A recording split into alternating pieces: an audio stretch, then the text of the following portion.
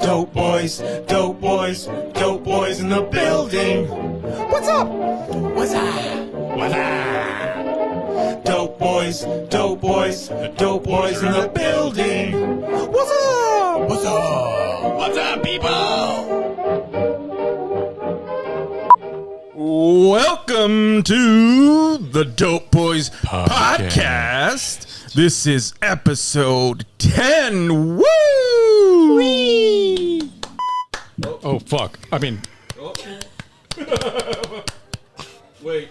We got it. It's been a while, guys. It's been a while. That's the scary one. Don't hit the record. It's number 10. Oh, no. Well, Which one? Oh, man. Doesn't matter. Anyways, welcome, friends and family and fans, to the Dope Boyz Podcast once again. We have a very, very special guest today. The one, the only, Totem, Dun, dun, dun. a.k.a. Garrett. Garrett, what is your last name? Sorry, brother. Faulconer. Faulconer. I knew that. Woo! You took a swing at it. I respect that. You took a swing. Very Viking-ish. Are you... More Welsh, honestly. I found Really? that out. Yeah. I found out more Welsh predominantly. And then we got a little French in there with the U, so... Did you do like the 99 or the, what is it? The Yeah, 23? like the Ancestry.com I did thing. Ancestry too, yeah. Yeah, it was wild. Came back. I thought my entire life was when told you- something else. When you did it, did you like gag when you had to spit in that tube?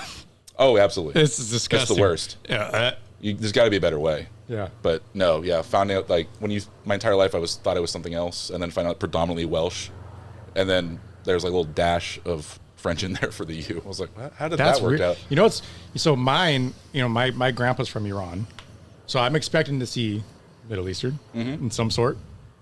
Like fucking none of it is in there. It's all white. Yeah, wild. I have no weird. idea how it worked out. Really? Iran? Yeah, What? from Iran. No way. But my other grandma's from Puerto Rico, but that's in there. So I don't know, but I'm just British, I guess. Are you also thinking, how did Iran and Puerto Rico come together? I'm trying to figure out. How did that work out? Other side of the family. Oh, okay. Yeah. Okay. But it's Iran and Mexican, and then Puerto Rican and white. That is a hodgepodge you don't hear very often Yeah, right no. there. Welcome to my life. Yeah, right. And welcome to the show, Garrett. Thank you. Thanks for having me. Brother, dude, thank you so much for coming. Like this has been a weird, fun run for us, for Dalen and I, doing this podcast. Yeah. And we get to really talk to some fun and interesting people and people we really admire and like. And, you know, you're one of those, man. Like, you're a freaking... Honored, man. Honored. Dude, you're the man. You are the freaking buffet of all men. It's a feast. I'm going to take that as a thank you, but I'm not sure. I've never been called a buffet in my life, but you know, we're going to run with that feast. one. I'm going to put that in the resume. Dude, when I see Garrett just, walking down the streets of Haunt, I'm And like, now it's man, getting weird again. Okay. Look at that buffet just walking down. That's a whole lot of man meat there. Yeah, there we go. yeah. Knew that was coming around. And I want every slice of it. Yep, that's fair. There's a slice for everybody, man. Buffet sums it up perfectly. Dude, man. So Haunt, I guess we'll just jump right into Haunt real quick. When did you start? 2010. Yeah, 2010. 2010. Did you come in solo or did you come in with friends or buddies? I came in, man, this is the aging version of this story, because like how I came into it, the new generation age knows nothing about that at all. I was the last years where you went to the hotel and you had to stay the night before. What? Oh yeah. You had to line up outside, like on the wall outside of Knott's, and the line would go to the employment center on the front. But you had to wait on the outskirts of Knott's property until around midnight, and then security would let you run to the front.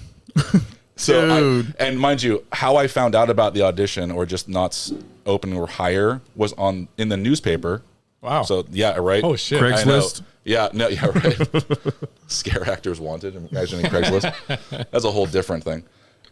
But it was just, we went down and got there. Like I said, I got there by myself around midnight. I knew nobody about it. I just walked in. I saw people sprinting. I was like, oh, I guess now's the time to go. So now I run. No, for real. I mean, if you know me, I don't run at all. Yeah. I was Did not you running. just fucking Now just walk? Well, yeah, your walk is probably Yeah, exactly. I just Two took walk- like two two steps. strides and Yeah. I got You're there. there. And I jump in line, and it was like the old version of you wait there. Literally, you're there at midnight until the next morning. That's fucking crazy. When Wait, you auditions stand are. there the whole time? Oh yeah, you're at there. You mean unless you bring chairs and stuff. The older, obviously, the vets and stuff knew to bring chairs. They knew to bring things. It's basically like when you did when they did early releases for shit. Yeah. Oh, for absolutely. shoes, for Jordans. Yep. Just like that. So, and then people were that hyped to work Haunt. So you would run out there, you would get in line, stay there all night long. And then the next morning, and this is like over the nighttime, the vets who already got hired, because this is open hire. So everybody who already got hired would come up and try to like recruit essentially. Wow. During the run, like look people up, and it was wild. Like just feel like you do good in Boardwalk. What do you think about Boardwalk? It was that kind of vibe. That's actually where I got my Haunt name at that time. I wasn't even hired yet. I was working outside. What? Yeah, I was standing outside in line, and I was obviously, if you know me, 6'8", large human being, and No. I know, right? Crazy, 80 inches, every inch of it. That's my gag to everyone to ask me. I've seen it, people. Yeah, that's my gag to everyone I ask me. Like, how tall are you? 80 inches. And I just watch their brain melt doing math. I'm like, what does that mean? How tall are you? It's all you, 80 inches. And what? 80 inches where? Yeah, no, right? Around. No, it was one of those weird things because they got us in there. We like obviously staying outside, and there was two other vet monsters who came up to me, and they were saying like, "Oh, can you believe how tall you are?" And she called another monster over to stand next to me who was taller than her, but shorter than me. Of course. And it was, yeah, right? I was like, oh, and the verbatim, oh, it was like a totem pole stuck. Oh, God. And then I end up working in the maze that the first monster came up and saw me, and ended up working in their maze, which was Fallout Shelter back in the day. I like that. I like that one. That was fun. That was your first fun. maze? That was my first maze. Fallout I was a Shelter? yeah, I was in the back of the line of open hire, so I got hired as a blackout. Largest blackout you ever did see. Yeah. And I walked over, and again, I know nothing. I know nobody there. I know the person that was like recruiting me for the maze. Like, sure, this will be fun. I don't know anyone. And I go introduce myself to the lead of the maze. He walks up to me. I walk up to him and I go, hey, nice to meet you, Garrett, one of your blackouts. He goes, what, do you want to be a blackout? I was like, no, I want to be a monster, but he's generous space is like, don't worry, you'll be a monster soon. Like, thank you. So opening night, I work until my first break, first lunch. He walks up to me, hey, do you still want to be a monster? Yeah, cool. Go to a wardrobe, go get fitted, they're going to put you in. Damn. Like, Wow. that fast, damn. What was the role? It was before the turn. So anyone who went to Fallout Shelter, you remember the the radiation bubble scene, where it's just like a bubble machine in there that was like that was where the radiated part came afterwards. But the first part was just the entry point of the Fallout Shelter, where there was some changeover and stuff. So I had a 3-eyed mask that I had to cut out because I couldn't see anything. Yeah, it was just, it was dark hallways, so I'm just like slamming walls and stuff because I had no idea with my face. It was great. Concussed. Yeah, it was, as a monster does, you just kept slamming things to your head. So ended up doing that for the first part, and it was ironic too because I went back, and when I went to do costuming, I was like, it was just meant to be kind of thing because the costume they gave me, because obviously big dude, it fit. First shot, didn't have to change the shirt, it was an apron, all of it fit. Didn't have to just. I was like, that never happens. Like, Yeah, like there was also- somebody bigger than me or big as me before? literally. Yeah, that's like, why I was who like, they make who's it for? bigger? Who's as big as me? Like, saying, Was it? It's probably supposed to be for like an animatronic or some shit. I was thinking like it had to be made for a prop or something. It's got to be crazy, but they just threw it on me. The one at the window that just fits every mannequin. Throw it on. It's like the big ass monster in the Dark Entities. That's For real. It was supposed to be you. Just take the clothes off the mod. Like, sure, he's still scary. It's gonna be fine. But yeah, threw it on me. It worked out and had a blast and have been working around ever since, man. Do they still do that? Do they still just randomly, make that call now? Like, I do don't you think feel like it? I don't think it's much random now. I mean, obviously there's a lot more communication now than there used to be. But I would imagine, because we all know how it goes. Like, people fall off all the time. Yeah. Like, people come in, they don't know how hard it is, that it's a job, that you're going to be working. The Late nights. Yeah, the late nights, the people you're going to be interacting with, some people can't handle it. It is People what it you're is. working with. Yeah, it is what it is.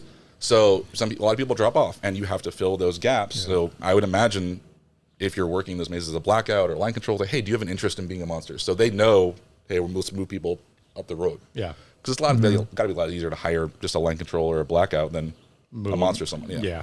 But dude, you were born to be a monster. I mean, with that size and just man, that face and those legs. The face kind of feels like a little bit. Face part. Jesus. Did you say those legs or those lips?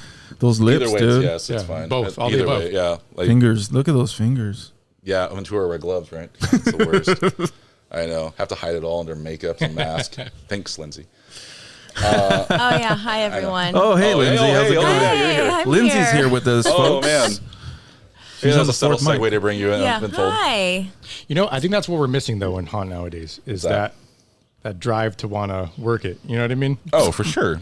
Oh my We God. should be sitting there from 12 a.m. Now, mind you, AM.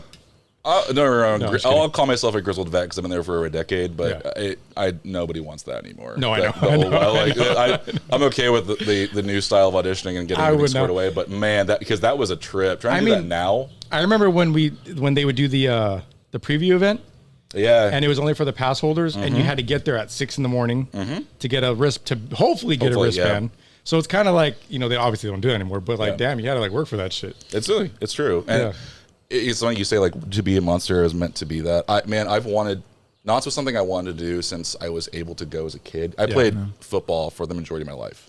So being a large human being. Were you a quarterback? Hell no. I blocked for the quarterback. It was large human stand here. Perfect. Done. Not a wide receiver. No. Oh, man, no. Running. I'll run for 10 yards and I'm done. That's what a lineman does. Yeah. So, and good. If I'm running more than that, something went wrong. Where did you grow up? Where'd you come I'm from? in Orange County, man. In Orange County, my entire life. I said, and Knott's was always around coming up as I was growing up, but I was always doing football. So everything in the fall, it was always sports. Yeah. Always sport. I always knew I wanted to do it. I always knew coming to Knott's and enjoying it as much as I did. It's one of those, like, you hear that all the time. The kids like, man, that'd be so fun. It looks just so fun. When was the first time you ever went to Scary Farm? The first time I can remember is in high school. I don't remember how old I was, but I remember a specific area of the lineup. Like one specific corner, which is wild because, like, just visualizing it, it was over by Red Barn, and it was at that time that was Blood Bayou and Hatchet High, and some other. I mean, I still remember Blood Bayou to this day. That like blink, blink, blink, blink, blink. That lives rent free in my mind all day long. That is it's a song, but it's literally just a stem. I swear, it's nothing attached. It helps you to fall asleep at night. No, imagine. Like, I'll have haunt, but no. I just play little haunt stems all night. Ding, ding. But it was like a little banjo riff that just stuck in my mind rent free forever. But I remember that area very vividly of like going into Blood Bayou, hearing the different music there, going into Hatchet High, and I was like, this just would be so fun. And that just melded in my brain. Wow.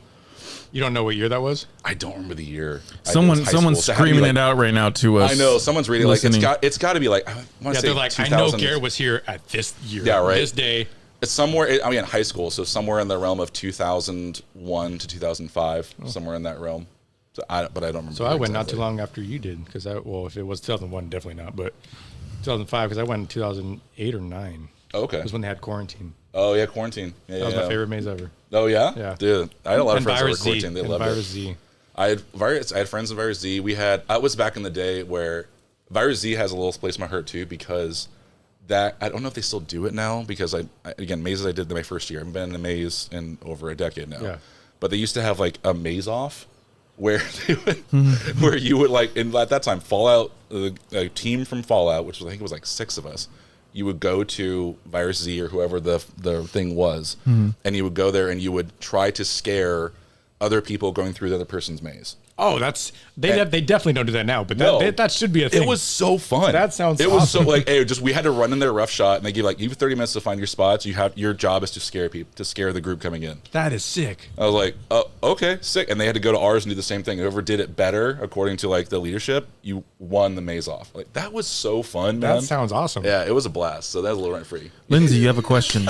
Well, because I don't have my headphones on, but I have a question. Going back to you talking about football, you played football, and that is a fall sport. So what transitioned you, since that's so dominant in the fall, going from football and then taking the time to work haunt?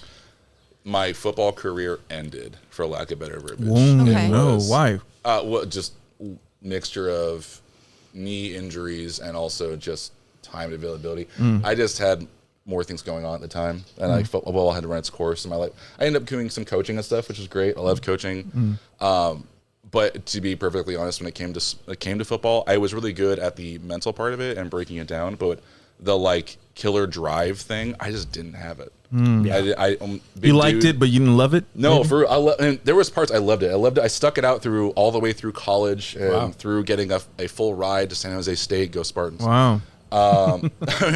And it was a blast. Like I had an absolute blast, and I would never take those memories back. I had a great time, made amazing friends, but it just to the next level, like pro and all that kind of stuff. I didn't have that killer instinct, and that's wasn't me. That's okay. I loved coaching afterwards. I loved bringing up the new crop and teaching them mechanics and stuff. It was great, but I was able to do it in 2010 because I had just left San Jose State, come back, and then I literally that summer after I had graduated saw in the paper that Haunt was doing a thing, and I jumped on it. Do you think the mentality that you had during football helped transition you into the Haunt community? Because you have to have a certain mentality working in Haunt. Oh, for sure. I will tell everyone the same thing, and we all know this too. Like, and forgive me if I'm mistaken, but mental toughness more than anything else. Yeah. Yep. It's grueling. It's arduous. You're doing a lot of work that people don't really equate to being a scare actor or haunting or any that kind of stuff. But it's really tough. Physically, obviously, we all know, but mentally, that what you're dealing with on a nightly basis, there are certain interactions with human beings you will have to, unfortunately, deal with certain people in circumstances that come up that will not happen in the real world. No. People will do things at haunts or as me as a scare actor that they would never do anywhere in person in the real world, ever. Yeah. So mental toughness and just staying on path with what I'm doing there, or whether I'm acting, I'm scare acting, whatever is going on, staying in that realm. And just moving on. It's not personal. It's nothing against me personally. They're just doing their thing. You have to be able to move on. And some people can't do that, which is understandable, because it does take a toll on people mentally. Yeah. But that's where a lot of football part comes in. It's the mental toughness. It's just staying engaged and staying in what I need to do. And then I just have one more question for actually all three of you. So you talk about mental toughness. What is one thing that guests will not know that you guys go through behind the scenes? Drama. You have to apply that same mental toughness to your own castmates sometimes. Because, well, I mean, if Not they're sometimes, they're fucking all the time. Well, but they're coming in and they're excited, they're getting scared. But what is something that they may not know, or maybe you guys can't disclose it, but what you can disclose that you guys go through? Who wants to go first? You, Me? Mr. Vet. Yeah, you're the vet. Oh, God. The gray hair to show it. I have gray hairs on my mustache I have one now. long one. You have one long gray hair? Fucking long gray hair. That's wild. That's all I have is like long hair on top to push it back, and it's all I see is grays all the time now. Catch up, Dalen. It's salt and pepper, baby. That's how it works. I have a patch, apparently. I just got told. You have a patch? Oh, no, you were called out. I got called out. It's okay. It's, it's wisdom, right? Yeah. Yeah, it's good. I'm not going to lie. I totally forgot the question. What are you saying?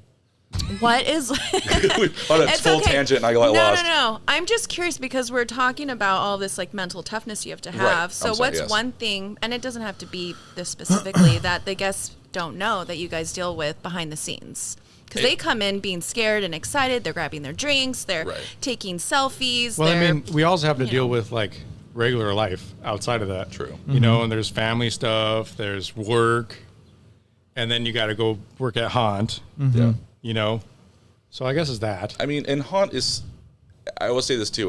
People ask how long will you do haunt? I'll do haunt as long as it's fun. Yeah. I make it fun for me. There is obviously drama and circumstances in the background that no one will know about, but the amazing people that are there, these gentlemen included, yourself included, everyone, thanks. the people I care about at haunt. It's true. It's true. But the good people there keep me coming back. So those are relationships I would never have anywhere else, to meet some amazing people, get involved in certain circumstances like this. And you meet people you would never meet outside Honestly, of it. it's like, true. I was telling him last time, like, dude, like one of my best friends from Haunt is a 70-year-old dude. Yeah. And you know what I mean? And he's 6'9". So Yeah, it's great. It's true. Like, you don't, and everyone. That's one of the best part of haunt too. It's a hodgepodge. People come from different areas and different backgrounds and occupations and different worlds, and it's like, no, your view is totally different than mine. Like, let's talk about this, and you just be form relationships that you would never, ever create in the real world, around the world. But something that, to answer your question, something that a lot of people wouldn't understand that we go through, it is, like I said, I make it fun for me. It is an outlet, but we're still human beings. We're still people. I know you paid a ticket. I know you came in and you want to get scared. For the most part, there are some people who literally just come in to mess around. Yeah. It's the world we're in. It's an understanding. We all people who've done it for more than 1 year get that. Like, you're going to see groups and see people who are just, oh, you're not here for the scare. You're here to either create content or just mess around with people that because you paid for it, whatever the circumstances are. And it's going to happen. But I think end of the day, it's like we're still people trying to do a job. If you're not there for the scare or not there to be enveloped in the world we're creating, fine, but don't ruin it for the people that are. Yeah. That's my only thing. You got those people that paid to come, and they're like, "Why the fuck are you scaring me? Well, why the fuck are you here?" Well, because the same thing. Like, how did we become fans of Dalen? Dalen's biggest gripe. No, honestly, how did we? Because it happens so much, dude. Like you know what I mean? It drives Dalen crazy. Oh my God! As you can hear, folks. Yeah, that makes sense. I mean, but it's like, why did you? It irks me too, because like I became a fan because I went in there and I just fell in love with the environment, the people, everything else, and you're ruining it for a potential new hunter, new person who could love this, find another passion in their life, and you're ruining it for them by just doing what you're doing. Right. So if that's your thing, cool, but don't ruin it for other people that are trying to enjoy it the way it's intended to be. Especially if you're in a group with people who want to do that. You exactly. know what I mean? Exactly. Well, how was it for you guys last year for Prescare? Because that's a whole different. That's you guys. That was very different. That was is new. you boys. The buffet. Wow. I wasn't a part of that crew. Because that's a whole guest experience in you're not itself. welcome. That was very, You took your lips off. very different. That's why. No, that was well, it was cool because I got to spend time with this guy. Right before, we would always meet up at the same spot, and we'd take our little walk down there, and we would. What's going on? And we would walk to. Is that a motorcycle? Chicken dinner? I think it's a lawnmower. Oh, okay. Sorry, folks. There's a lawnmower in the background. To cut their lawn right now. We're gonna talk really close to the mic. So we are could, outside, so it is inevitable. But it's okay. It's all good. But we're doing good here so far, I think. Okay. Anyways, no, it was cool, man. It was very personal interactions with the guests, obviously, but I started noticing that we had repeat guests, so obviously you gotta get creative and bring that same guest a different experience. You got to give them a different memory to have different interaction. So that was kind of a challenge to do that. I think. The repeat customer. I mean, yes, I completely agree. And what's funny because you're being so passive about we would meet up at the same location. That's not how that went at all. I would be sitting in the tent and suddenly it would just feel a presence here on my right because I obviously kept time of the watch, like when we would eventually need to go over there, and eventually I would just feel someone staring at me, look over, and he's just standing there grinning like, in full costume, in full costume, full get up, like, oh, okay, so it's time to go. Got it. Okay, and we would just toddle over there, but that was the funniest part by far. Definitely great. One of the best ways to start the night. You're absolutely right. There's the repeaters were. It did make it a little difficult because you had to find some new way to interact with them that was indifferent. Right. Or if you did have a spiel from when they left the last time and you saw them again, you could rip on them from like coming back or things like that. So yeah, a lot of those things I was beginning to discover, and I was like, okay, this is fun, but you got to be on your toes, because you don't want to keep repeating the same stuff. Because I kind of have my same thing, go-to lines here and there. Yeah.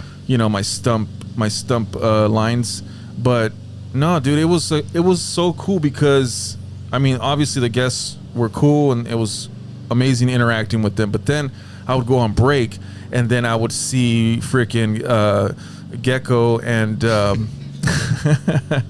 and you and the bride and jeez, dude, I just feel bad right now. I just blanked. Otis, gosh. Shout out to Otis if you're listening. Otis, man, just really, they were so nice. I think I said that the last episode or a couple episodes ago. Yeah. I didn't expect that because they're so they're such these icons of Knotts. They're on our merchandise everywhere and videos, and it's like they were just normal people. Maybe I built them up in my head. But when I finally got to talk to them, they were like really sweet. They're really, really nice. And that for me is like a big plus of doing the. But you're really Prescare. nice too. That's what I was saying. Like we were thank you. hanging out because obviously I know Gecko and Otis and Bride and from working in Ghost Town for many, many years, and being now over in Goring with you two gentlemen. That was I've known them so I can communicate, like talk to them. And there was moments we were like hanging out, and Dario would walk in and be like, "Can I come over?" I'm like, "Yeah, dude, come hang out." And Can I get your autograph? Yeah, no, honestly, it was like, no, come on over, man. We're just talking. Like it's all good. Yeah. It was just, but yeah, I'll lead you feel that way because it isn't. Yeah, it comes with that, with like being one of those icon characters. People get like, oh, they probably have a huge ego. You don't know. Yeah, you don't know. You're like, can I sit at the table? There's also so many people who do. Correct. So like you just never know who's on the good side, Right. who's on the bad Yeah, side. You know that's what I mean? totally true. Yeah, and that's exactly how I felt. And then at one point, I would just sit there, and then Otis would be like, "Come over here, Copper. Come and sit with us." And I was like, "Okay." Yep. Yeah. That's him. Yeah. Yeah. Yeah, they were so cool. Wait, man. so have you always done Prescare? No, man. This is one of those things again. Aging myself as I got older, I got the benefits. There's two, like the benefits of Prescare is getting there earlier and getting out earlier. Must be nice. Oh, Dude, so nice. It is the best deal, especially as I have a career and have a job, everything else I'm trying to maintain. Right. So staying until 2 a.m, that is a young monster's game. Yep. I'm sorry, Yep. that is not meant for me. I will not. It's not meant for me either, but I didn't choose this life. Yeah, that's fair. Come and join us, Yeah, Dalen. that's fair. But yeah, I would love to. You're more than welcome, my guy. I put my start time, mind you, at like 5 or whatever, but they still give me fucking 8 o'clock or 7:30. I'm like, bro, is this shit pre-made? I don't know. I have no idea. But yeah, I think I've only done Prescare now total for probably like 4 years, maybe. But They're done mowing. Oh, thank God, the grass is cut. Sorry, They're gonna folks. start the edger in the heart. Here, like, dang it. But yeah, no, it was for about 4 years or so, and same thing. I love it. The interactions are great. Getting to start the night earlier than everybody and most other monsters is fantastic. It's a great entry point. Because I remember when I would see people doing that, like maybe the past few years, not last year, because last year I was wanting to do that. Yeah. But I would be like, damn, like you're kind of missing out on the last end of the night. But then you realize while you're there, and then you're getting older and you're getting tired and you're hurting, and you're like, fuck, there's not really that many people here at this time.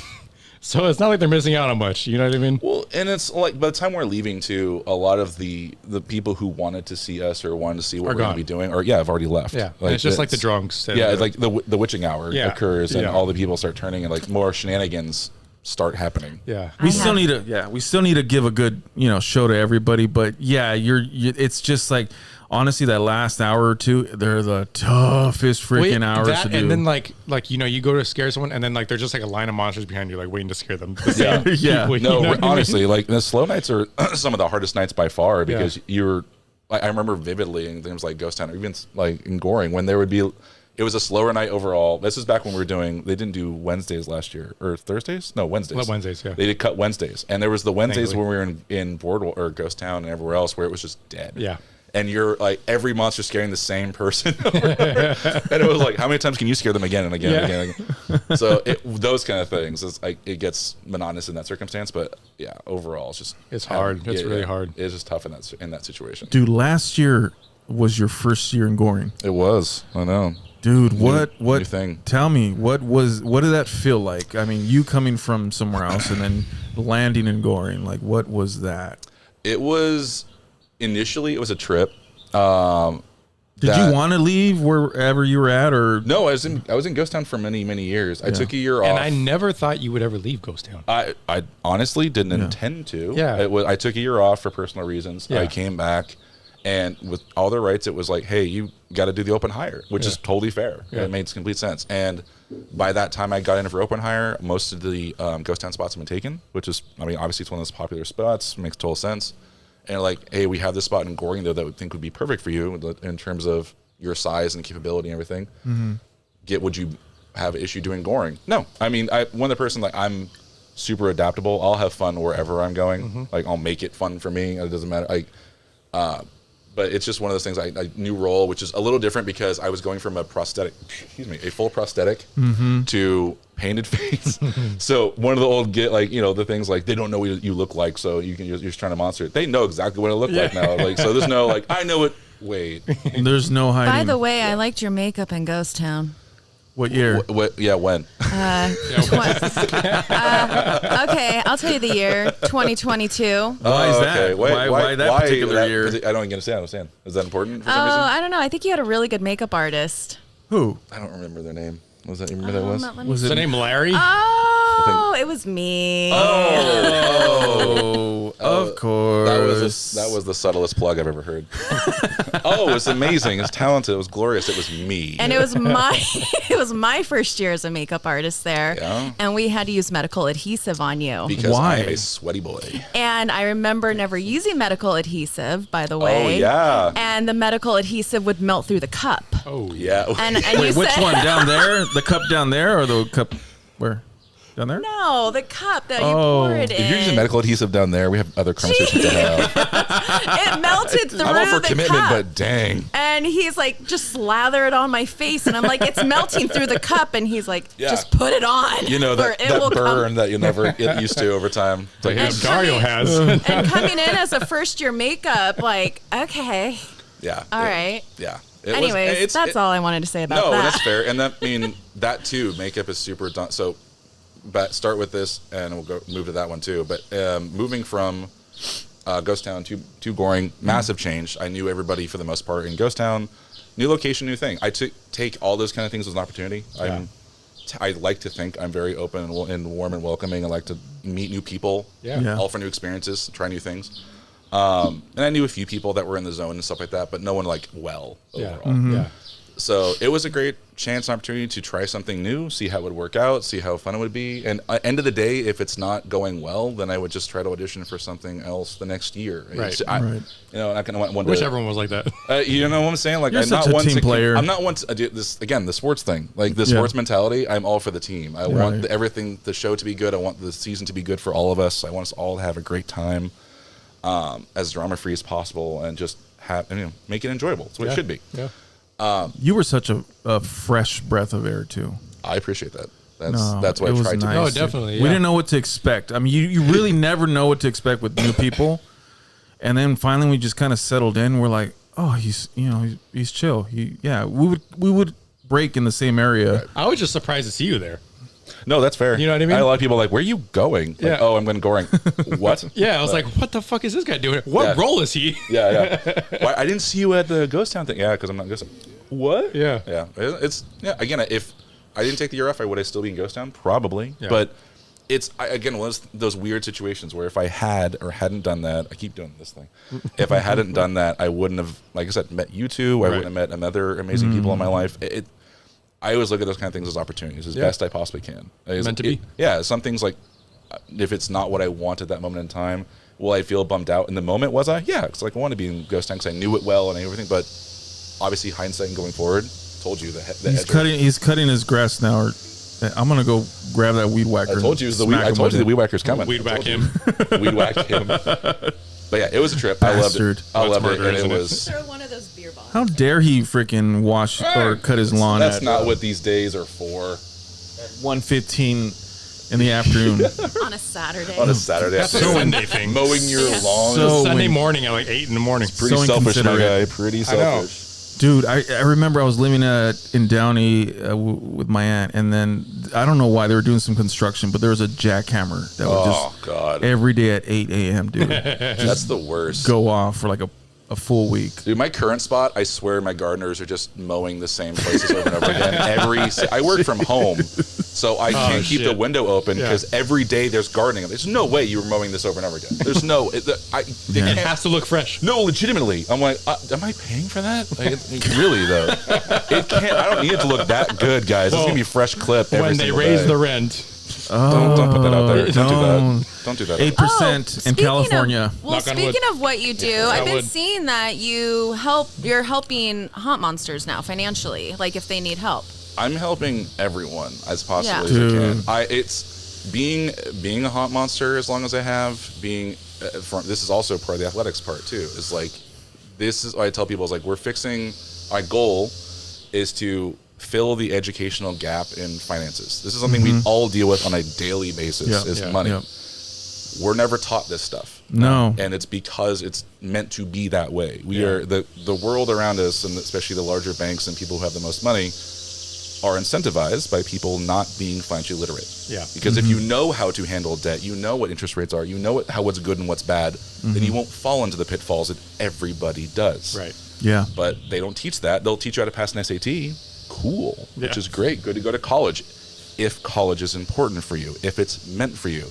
How much college costs now? And this is where I had a lot of people that had their feathers ruffled when I was getting into the conversation about it. Well, because I would mention when I was coaching and stuff, mention these kids about like maybe a JC is the right, because every parent, every person wants to think they want to get that 4-year education, they want to get that scholarship. Cool. Yeah.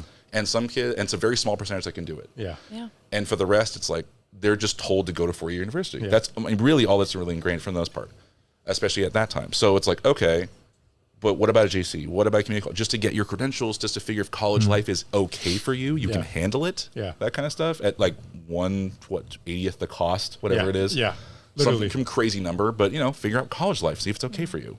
Dude. If it is, and then your career you want to achieve is something that requires college or free university, cool. Yeah, Move you on. transfer.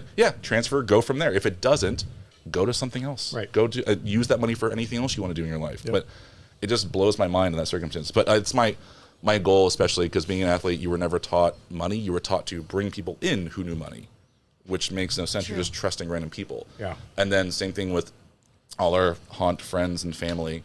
The majority of us, again, we're all lacking, most of us, the same financial education. Yeah. And the goal is to fix that. And most people in this world, for the majority, depending on what their occupations are outside of haunts, it's a lot of gig work and a lot of figuring those things out. Right. Having done this as long as I have, I understand those nuances, and I just want to help fill that void of just helping a haunt world, Ren Fair, everything that commingles in that space to do themselves better, especially if we're in our older years, like myself, who either has families or kids or things like that.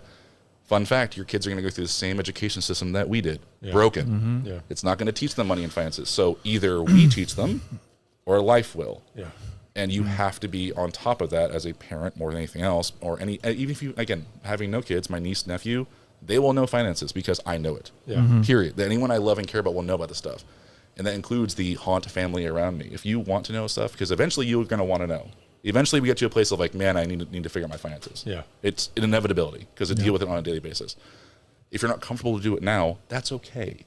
Like, no one's here to guilt or shame or judge anyone for not being ready to talk money and finances, but it's something that needs to be handled and taken care of eventually. So whenever you have the bandwidth and whenever you want to take care of it, I just wanted to be someone in our world who understands what they're going through, what they had been through, and how to direct your money to handle those moments in time. That's all. And how can they reach you? I mean, obviously, my Instagram or any of that kind of stuff, you can find me on. It's just GD Faulconer. It's pretty. I mean, I say that as if people know how to spell my last name. GD FAULCONER. You can look on there. I post about different stuff all the time. The money monster is what I'm trying to coin going forward. I like that, dude, by the way. I appreciate that. I honestly did a lot of workshopping. I'm not gonna lie to you. Of just like trying to play with it and see what stuck to me. And I was like, that just rings right to my ear. I don't know, I kind of feel like taking a whack at that logo for you. And also, I Hey, think a go lot for of it, man. people Yeah, feel he's- shamed, like when they talk about finances, like what we've done and how we've gotten to this debt and how did I get to this point in my life at, in my 30s or 40s, and it's like, okay, now what? That is unfortunately ingrained in our society at a base level. I mean, finances in general come with an emotional tie to them. You feel a certain way about your money and finances. When you look at your bank accounts, when you look at your numbers, you feel about them. Yeah. Predominantly, you will feel about your debt more than anything else. This has been ingrained in society from big banks and everything else for a long, long time, because if I'm a large bank, I want you to only think about your debt. Why? Because if all you do is think about your debt, using a credit card with a crap interest rate, which you may not understand, but using your credit card because you know it's a good thing to have credit cards and such, or getting yourself in circumstance, eventually, statistically, life will happen. And if you aren't prepared for it, having savings or anything else, your only option at that point is to use a debt product and stay under the thumb and pay them interest for years and years and years and not knowing anything else about it. So the idea was to make people feel about it. We all know as adults, we get older, you need to save, you need to invest, all that kind of stuff, but you don't feel a certain way about that. Right? You feel debt. You feel, like you were saying, the shame, the negative connotations, the negative feelings about it. It happens so frequently. It's devastating for so many people because they get buried by that feeling And so avoidance is the first factor. They just don't want to look at their numbers. If I'm paying my bills, for so many people, if I'm paying my bills, I'm doing okay. I'm doing fine, doing good, then I'm doing enough. However, again, statistically, life will happen. So if you don't have the savings or funds to take care of that, whether it's in the now or the future, whether it be saving or investing, because with investing, time is your most valuable asset you will ever have in this life. Start something, start small, doing something. If you need help, like I said, people like myself are here to help get that set up. But start doing those other things, thinking long term, because that's the most common thing. Any client I talk to, because I'm goals oriented, I want to know what you want to accomplish financially, because what you tell me will dictate where your money should go when it comes in, like what account, what system, what things like that. So every person I talk to is like, hey, so what do you want to accomplish the next, like, I don't know, 1 to 3 years? Oh, I want to pay off my credit cards. I want to have savings. I might want to travel a little bit. I want to do something. Awesome. Cool. What about 3 to 5 or a little longer? I want to pay off my bills. It's that stuff. No, legit. Like, you're so laser focused on what's in front of you, which makes sense, because again, the feeling, you are ingrained in that every single day. You know your numbers look like. And I've talked to so many people where, realistically speaking, objectively, obviously, the numbers aren't that bad. Right. They just, and I say this in full honest sincerity, the majority of the time, it's not the money. It's not the numbers behind it, right? It's the mentality. It's the mindset. I got people who are making, that I know of, making 6-figure incomes, good money, like money we would look at and go, man, I could do some good stuff with that. Right? Like I could make some changes. I could, but like fix the roof, like all that stuff. You could do some stuff with that money, but they're paycheck to paycheck. Right. Wow. And then some other people who are making $60,000, $70,000 a year, who have feasibly 6-figure portfolios, who just are doing well, who are getting actually in a place to feasibly retire in the next few years.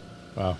It's not the money you have coming in. It's what you do with the money you have coming in. Right. He's our new financial advisor, Lindsay, by the way. Well, baby. I think we may have to make an appointment with you after this. Yeah. Because John and or Dario and I have a lot of goals that we want to do exactly. together. And all I want is people to accomplish their goals more than anything else. And it's all feasible. It just need to figure out what a actual timeline is that works for you, and give your money. I say this all the time to everyone. I want to coin this too. The intent it deserves. Your money needs to have intent. Like I said, the most valuable asset you'll ever have in this life is time. So anything you put your time to, this included, anything else that puts money in your bank account, food on the table, things like that, that is value. Yeah. So it has to have value tied to it. So if you're going to put your time to something that gives you money back, which is value, that same connotation should be put towards where your money's going. It needs to have intent behind it. It needs to have a purpose, whether it's invested for something, saving for something, and that's dependent on goals. Right. Because if you have a shorter time span goal, you want it to be in a high yield savings account of some kind because it's more liquid. You're not worried about the volatility of the stock market. Right. If you're thinking only retirement, or I want to buy a house in 10 years or more than that. Mexico.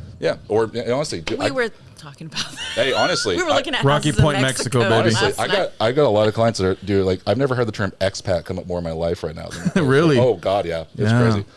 But yeah, buying property in other locations. Yeah, understand the nuances of it. But if because that goal is 10 years plus out, feasibly, statistically speaking, you might better suit you to put your money in the stock market than in a savings account, because you could get more growth long term. But that's all, again, the whole base of it too. Going back to haunt monsters, because most haunt monsters, at some capacity, they're artists, right? Oh yeah. So an artist really, they don't focus on finances, because I know that because I'm one of them. Because I just focus on the art, and I just want to do the art, and then the business, I pray that magically it'll take care of itself, but it never does. That's why all the greats eventually get all their stuff stolen, all their money stolen, because they don't know how to deal with finances. They don't know how to handle finances. It's a skill you have to acquire and build up. And we kind of talked about this during Prescare, like when we would have our little walk. I mentioned to you Dave Ramsey's, who's a guy on IG, but just following his basic principles for me, I was able to get out of debt a few times, like the snowball effect and all that stuff that he talks about. And I was never good with my finances. Like, I was in debt for the longest time, for many, many years. Credit card debt. I had them, what do you call it, when they go into your bank account, take your money out. Like, there was judgments against me, all this crazy stuff. And then I had to wait for it to just die down for many years. And then finally I was able to rebuild everything, but I didn't know how to do that until, I started listening to Dave Ramsey's stuff, just because I had no education in finances, like how to properly, save like for an emergency fund, like how to like. It was like I was living paycheck to paycheck, and it was just pure misery. I was like, man, there's got to be more to this life than just this, And I feel like a lot of like just like monsters probably they're probably in the same situation as I am, as some of us are, because they just don't have that education. I'll say a few things about that. So one, the most important thing you could ever do when it comes to finances, your education, and all that kind of stuff is just starting. Like you took it upon yourself to look. Like you found Dave Ramsey, you found the snowball method, and it worked for you. That's awesome. Like that's the most important thing by far for people, because again, avoidance is the number one thing when it comes to finances. The basics, just the basics. Yeah, and I to be perfectly frank, there's a lot of things with Dave Ramsey's model specifically I don't vibe with, because he's completely anti-credit card, anti-debt, the $1,000 starting point for most people, especially in California where we are, like we cover basically nothing for $1,000. I think that's more of a mental thing, get it into the person. And that's what I was getting to, is like the part for him that works, and why there's the two different models that come up all the time. It's the snowball method, which is what you did, which is where you pay off the debt with the lowest balance first. Right. Because and why that's important for him and his models, because by doing that, you are emotionally incentivized to continue. Yeah. If I feel like I'm accomplishing something, I'm more inclined to stay involved. That's what it felt like. Yeah, exactly. I felt like there was cushion, and I was like, I'm good. Like exactly. So I'm paying off the debt that's at $500. That interest rate is at 2 or 12% or something in that realm. But I also have a debt that's at $5,000 at 28% interest rate. Crazy. I'll feel better about paying off the $500, but it'll keep me engaged to keep moving forward. Right. Whereas the other model that I talked to, again, this is the math part of it, which is the avalanche method, which essentially is paying off the debt with the highest interest rate first, because that's the one that's hurting you the most mathematically. Right. No, I did that. I think he would say to attack the small ones first, I think that was more of a psychological thing too, to get you to feel like, okay, I'm doing something, I'm making progress, and that would make sense. And then I would attack the big ones, and As a numbers person, I'm all for the avalanche method, because I want you to kill off the debt that's hurting you the most, by far, numbers wise. But as someone who just wants you to succeed, if the snowball works for you, because psychologically it does, it keeps people engaged, love it. Run with that, work it, that's fantastic. There's no wrong way to do it. Right. Just do what works. Start. That's what I said. I say that to people all the time too. At the end of the day, there's no cookie cutter format to this stuff. I can't just give people a blanket plan like, oh, this works for everyone. That doesn't make sense. You have to find what works for you. That's why there's like 80 different apps just for budgeting. You have to find which one makes sense to you, which UI you like to look at, which one actually gives value to you, that kind of stuff. So find your way, but just start. Something small, something achievable. That's where the psychology part kicks in. You have to do something achievable. And it's like even just opening the new account. Like I mentioned high yield savings accounts earlier. Something like that, where you want to put your savings accounts and put your savings, because you get the higher interest rate for return. Just opening that and putting your savings there. Awesome start. Start with just something like that to get the ball rolling and you comfortable looking at your numbers, and then think about your goals and where you want to accomplish things next. Yeah.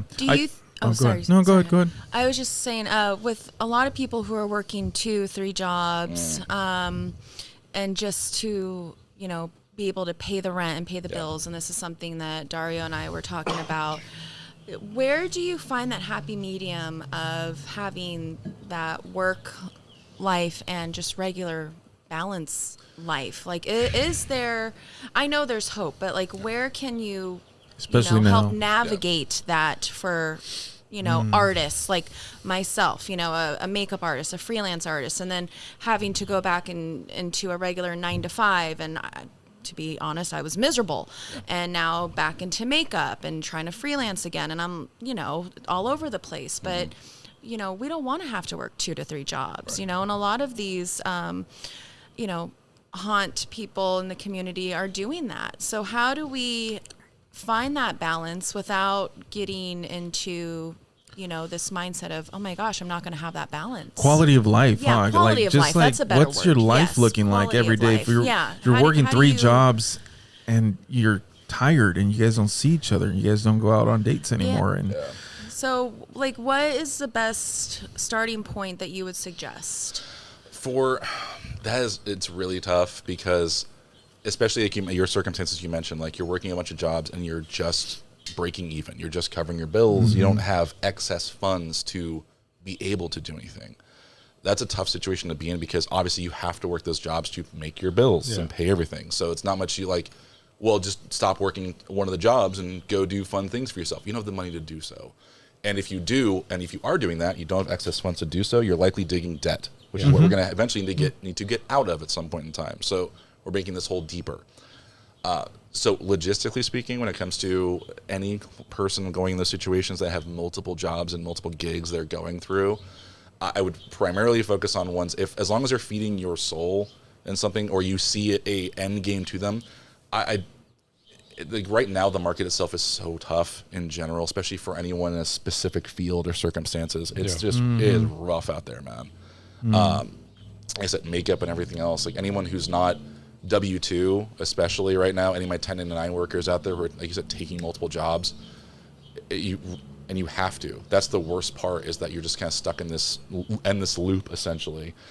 But my only idea was, like I said, being that time is your most valuable asset. My hope would be that you're looking into something also in midst of that can feed the next thing moving forward. Like I don't want you working the same 3 jobs forever. So my thing would be, okay, mindset shift. You're working these 3 jobs, you're covering just the bills. What can we do to add to your value that you can charge more, or we can shift to something else? Or is there something in this field that you are comfortable shifting to? What can we add to here that can bring the income up overall, than just living in the same realm we've been living in forever? It's not, that's the definition of insanity, doing the same thing over and over again, expecting different, different.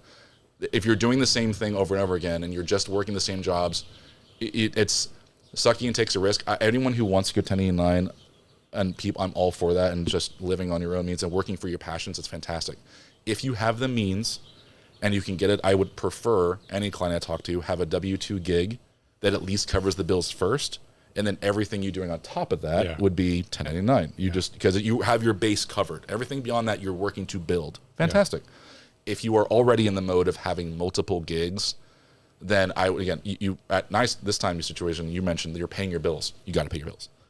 But focus on other things that when you do have downtime, one, if you're, like you mentioned earlier, like you don't spend time with your partner and such, communication is key. Talk to your partner about what your needs are and things of that nature.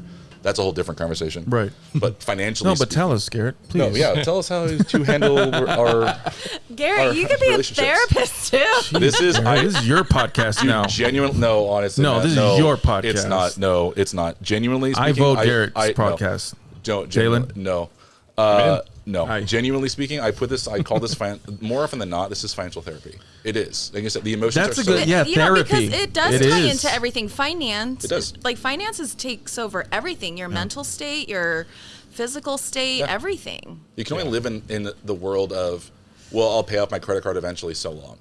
Like eventually, especially if you have a family, you have kids, stuff like that. Like the big lie. It's just, no, honestly, dude, it's a false narrative that people get fed constantly that no one understands. And you just have to, and like the old version of the whole, remember, I'm sure you've heard this before, the live and learn. Yeah. Man, hate that. That's the fucking word. Because that's bullshit. Yeah, like there shouldn't be a live and learn, especially when it comes to things like finances. It should be a learn, live. Yeah. I'm sorry, you need to learn this shit. It has to be important enough to be taught at all levels, at those who are obviously cognizant to learn at like high schools to start.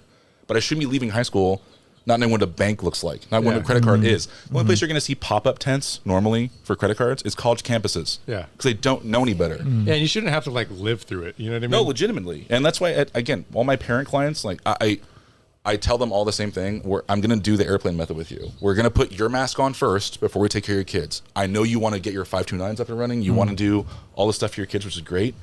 If your household isn't taken care of, it all crumbles downhill, man. I don't care what happens. You have to take care of yourself first.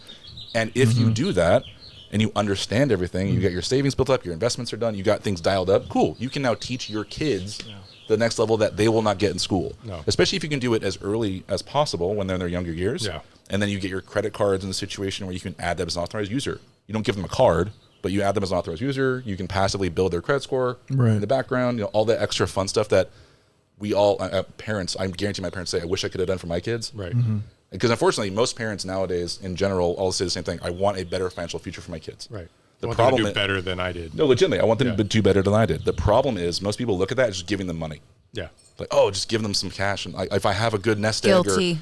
no, it's true. It's and it's not just you or anyone else. It's like the average. More often than not, it's I just want to give them a nest egg when I go, or have something set up. And there have been some rough conversations that have come up with people where they have no investments really set up at all, and they just want to leave a nest egg for their kids, and their only option is just like, okay, you're going to focus on a life insurance policy and continue paying that. Like that's that's how sad that is. Yeah. And that's one thing, the emotions come in so quickly with that. But it's true. And unfortunately, like I said, with most parents in general, and there's no judgment to it because no one's taught better or different, right, that you're like, oh, let's give them some money, they'll be in a better situation. The problem is if they don't know how to handle that money, it's the exact same situation we're in. Just give them a gun, though. You know. No, it's like send them to war. Just like literally give this 22-year-old this much money. I mean, this is why, again, the athlete part of it. This is why they had that old. And you saw that documentary. English is fun. About I don't teach you that either. Yeah, very excited right now. It's okay. He's very passionate about. He's very passionate about it. I can feel it. But like athletes and most NFL athletes end up broke because they are not taught money. And they get all these. They're giving 22-year-old kids multi-million-dollar contracts and expect them to know what the heck to do with it. Oh yeah, gone. And then these people are taking advantage of them. Dude, they're hiring all these agents. And then the music. That happened in the music industry too, with the Backstreet Boys and Sync. I just saw that documentary on HBO. No, there's a front. There's like a lifestyle that they feel obligated to portray. Exactly. Yeah. And that's the big lie too, you know. It's just like with music, they feed you all this, you know. Like, I don't want to bash music, but like just growing up listening to gangster rap, like, you know, you get put all that stuff about hoes and you're a pimp and this and that, and then you think you're supposed to have a bunch of girls, but then you're over here sleeping with all these girls and catching all these diseases, and you know, and now you're stuck with something for the rest of your life, and it's like, and then it's like, these are the lies you were kind of programmed to take in. Well, so then Garrett, what happened? Like, how did you get into wanting to help people financially? This is very interesting to me. So during my entire athletic career, like I said, there was no education on finances whatsoever. I mean, you're basically taught, because by the end, every senior, everyone who's like gonna be going to age out, they put you, if you're in usually in Division I, or I'm assuming in other areas too, but if you're even looked at for potentially, like, you could get drafted, or you can go to the next round, or something like, or any, and it could be NFL, CFL, any of those kind of places. Like, you could go somewhere else to play ball. Yeah, they will put you in this like course essentially where it's like how this all will work, and forgive my memory, this was years ago, but none of it is really correlated to finances. Like, they'll teach you to get an agent, to get someone to handle, the agent will have someone to handle your finances and money and stuff like that, and you live within your means and such. But no one at that level is taught finances at any time. And there's, again, 18-year-old, 19-year-old, 20-year-old kids being handed $1 million contracts, expecting to just be good, right? Same thing with, and like, I had to, like, for example, I had a teammate of mine at the time, and his agent was touting him to go in, I want to say 4th round, something in that realm. He went out and he bought 3 cars. Just because he was told this was like what was going to happen to him. And of course, he didn't get drafted. He got picked up by the team. He got signed, but then got cut. And it's like, hey, so there's loans you're going to default on. You don't have the money for it, but you know, at least the agent got there. You know, that kind of stuff. And it's just, that irked me really, really bad. And I realized in myself as well that I knew nothing about finances. And going back after I was done, I started coaching and doing everything else too. So in the midst of coaching, like, as a senior and junior, these kids know nothing about finances. So it just kind of built up in me over time where I was like, this needs to be fixed, and someone needs to teach these kids, or anyone in general, about finances overall. So at the time, my education in general was in psychology. I was working for some group homes back then while I was coaching as well. And then I got out, I was like, I need to get in the financial world. I initially went out to do CPA, which is those certified public accountants, which is the person who does your taxes. No, thank you. I'm all for numbers. I am so great. My CPA people out there, grateful for you. The nuances and oh my God, I'm falling asleep just hearing the word. Genuinely, man. Taxes. I tried. I was like, I couldn't do it. So I got involved. I went to a recruiter and I got involved in a payroll company in 511 here, 511 Tactical. Oh yeah, 511 Tactical. I like their stuff. Yeah. I got involved with 511. I started working for them in their finance department, and I started learning some more things. I honestly was more self-taught than anything, And then as I started reaching out more, I got wind of a company that was moving from the East Coast to the West Coast, called Financial Gym. And it was just like the perfect model. It's like, hey, gym, coaching, we want to educate people about finances. We're growing, we're expanding to the West Coast. Threw my name in the hat, got an interview, got hired. And it was just, the passion started there. Fun part of the next story is I got hired in February 2020. Oh, fuck. And then March 2020 happened. Oh, That was a good year. Yeah, that was a great time. That was the best month of ever. That was great. That was the best birthday ever, I'll tell you that much. Oh man. But yeah, that happened. And there's been a lot of things that have transpired in the Financial Gym overall. It's now Financial Gym Advisors. We've evolved to a different level now where we can help people do more things. It used to be just financial coaching. Like I would just educate you on finances and accounts and like, hey, what do you want to accomplish? Cool, let's direct your money there. Now I can do investment advisement. I can manage and handle investments for people. Wow. We're going to be involving more different properties as well. But Financial Gym Advisors is who I work with now going forward. But yeah, it's just turned into a passion project more than anything else because it's just the end all be all is helping people. And that's all I'm looking to do out here, and especially the underserved in general, which is basically everyone. Literally everyone. Dude, that was that year at freaking. Okay, so people that went through the pandemic, obviously a lot of people got wiped out. A lot of mom and pop shops. Yeah. You know, like now it's like you're driving down the street like in Downey, right? What's crazy now is like all the Rite Aids went out of business, right? Oh yeah. I mean, Rite Aid, a freaking Thrifty ice cream, no more, gone. That's Don't start with Thrifty ice cream, man. Dude, that really hurts me. Over there. That's my R.I.P. Chocolate Malt Crunch. Dude. I'm saying that right now. Or not for my dead homie. Chocolate chip, Chocolate Malt dough. Crunch is my goat, man. I don't care what anybody says. That was the Dude, best. I used to go on like the hottest days ever and just go get a 3-scooper. And it was that stacked like Dude, I would get in the waffle cone. I would get in the waffle cone. Oh man, and it was that Dude, weird cylindrical playing. scoop thing. Yep. It wasn't a normal scoop. It was a weird like. Oh god. Dude, my aunt worked at a Thrifties when it was still Thrifties in San Pedro. I used to be a little kid, and she used to work behind the ice cream counter, and she would just pack on my cone with That's ice right. cream too. Hell yeah. Little kid just And they turned into a big kid. Yeah, dude, but freaking, it's so sad, dude. Like, cause there's not. It feels like right now even now, it doesn't feel like there's variety anymore. Like there's like, it's just all one thing. It's all like a CVS to go get all your medication, and it's all like all these like. There was this place, a nice little pizza spot in Downey too, and I really love going there, and it's gone now. Wow. It's freaking sad, dude. What happened? You know. Same with makeup too. I mean, Macy's Westminster's gone. Nordstrom at Tyler Galleria is gone. Oh, yeah. Everything is really shrinking down to Ulta's and Sephora's And Amazon houses. and housing. Yeah. Well, This is a fun- this is Amazon, man. Just different. This is a fun episode. Very not depressing at all. hey, man. Let's talk finances and talk pandemic. I don't It's feel fine. depressed. It's real. I mean, honestly, it's more real life. But there's this is when it comes to finances and everything else, like the same thing. The best part about financial issues, and I tell everyone the same thing. Everyone listening, watching, every financial issue can be fixed with time and effort. Every single one, Dude. I've walked people through bankruptcy, and that word alone has a lot of weight to it.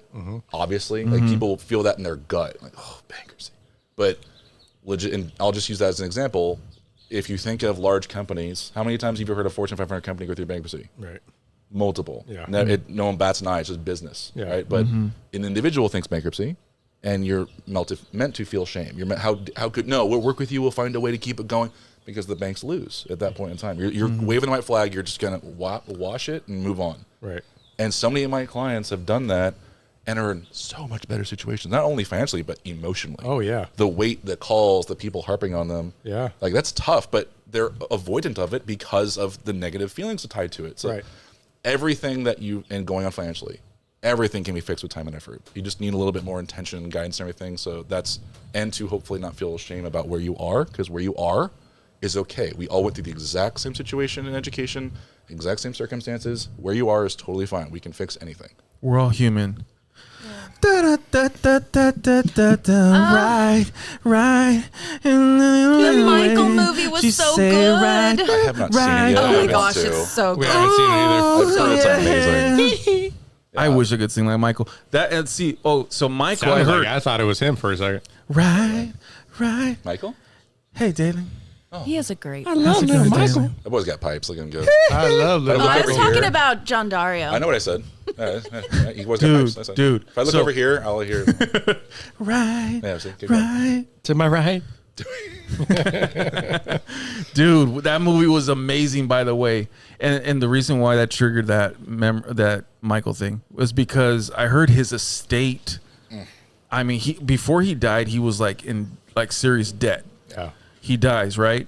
And then the estate, I guess, slowly built everything back up. And it's like with this movie they just came out, like it's in the billions again, supposedly. So, I mean, to your point, I mean, yeah, people would come back. They could bounce back I mean, up. Even in the dead. Not everyone has Yeah. a multi-billion-dollar Yeah, like, well- estate or Right. things they can lean on in terms Right, of music right. and property and Catalog such. But and yeah, catalog freaking you can legendary songs. milk on for it. But the point still stands. Yes, any financial situation can be fixed with time and effort. See, that's what I was saying. I was just trying to prove and the the point. chimpanzee's doing amazing too. Bubbles? Bubbles. Bubbles. I love Bubbles. I heard that Jafar donated all of the movie proceeds that he made to Bubbles. I So hope he'll. that's true. I hope. Yeah, I hope it's true, Lindsay. I hope it's true. I love hearing the voice, not seeing the face happening. That's true. I love you, Garrett. No, I heard Is that this so he sweet? has Are we like donated doing the everything Charlie? to that This is sweet, monkey Garrett. until Do you hear the Charlie Unique one right know, now? Yeah. he goes to heaven. Charlie. Yeah. Dude, Charlie bit me. true. So, fun fact: my boss, R.I.P. Mike LaPeroux, he was Michael Jackson's chief of security at one point. He was my boss. Jeez. After that, he came right after Michael. He came to where I'm at now, and he would tell me stories about Mike. And dude, it was cool. He was in that documentary, that one that really bashed him, the Bashir, Yeah. the Bashir one.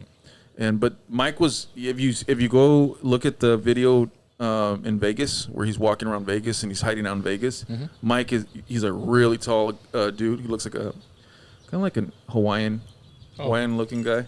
Okay. But yeah, that was my boss. That's my connection to Mike. Dang. Crazy, I right? can't imagine the stories with being Yeah. around. Yeah, he was like a kid. He'd tell me he was just like a kid. You know, he wanted like stuffed animals and like, yeah, it's sad. That movie made me a little sad. I loved it, but there were some parts that was like how afraid he was of his dad. Like that was so I sad, didn't want the dude. movie to end. I didn't. I it didn't. was I didn't know very what to good. expect when I watched that movie. I was like, what? You know, I had no idea what I was walking into, and I just accepted it for what it was, and I was like, I didn't want it to end. Yeah, it was very good. Well, we're now getting into movies. We've always loved movies. We don't go to the movies as much as Dalen and Carly do. Oh but yeah, they beat us on that one. Garrett, do. what's your favorite movie? You some movie buffs over here? Ooh. Oh man. Oh, they are. Okay. Well, Do actually, you have A-list and the no. and so Regal? we don't go to AMC. We go to Regal. Oh, you're Regal person. We're Regal Unlimited. Okay. Can't do Wait, that. is there They're a passes to Pepsi other- product. I can't do that. Is there passes to other theaters? AMC. Yeah. AMC has a pass like that as well. They do, but Regal is like legitimately unlimited. You can go as many times as you want. Where Regal, it's a cap on what 3 movies a week. Yeah, 3 a What, week. movies a week. Wait, and you But in can't- any format, right? You can go see Right. IMAX. You can go Yes. see whenever. And you if you can't get the watch- small thing- drink, it's a very large drink, right, Carly? And you can't watch like the newest stuff, or is it just whatever they give you? No, you see. You can see anything. See anything you want. You see anything. Oh, Regardless of where you go. All the new things come out, man. we need Yeah. to get that. It's I not know. bad. Regal It's one. like Regal. 20 Regal. No, don't do Garrett, that. what's your favorite movie? I'm a Coke person. That's got to go. That's the only thing that sucks, dude. It is I the only fucking thing that hate- sucks. But you know what? I'll settle But Regal's for- low key, where like if there's usually the one I used to go to had a McDonald's out front, so I just could get a Coke. Wait, you're a Coke? You used to be a Pepsi guy. No, never Fuck Pepsi that. guy. The Pepsi only guy, come okay, on, no, Garrett. I will I'm a die in Pepsi this. guy. No, I will die in this hill, and that's okay. I say this with my full chest, 10 toes down. The only Pepsi product that is superior when it comes to Coca-Cola is Wild Cherry Pepsi. Wild Cherry Pepsi is the only. You like it better than Cherry Coke? Yes. Oh. Yes. Oh. Really? Well, but you. No, I know, wild, but wild cherry. I will it say- might be a nostalgia kick in my brain as well. He but- drinks it No. hot. I'll It's say. okay. I'm I'll not say. that racist. It is pretty good.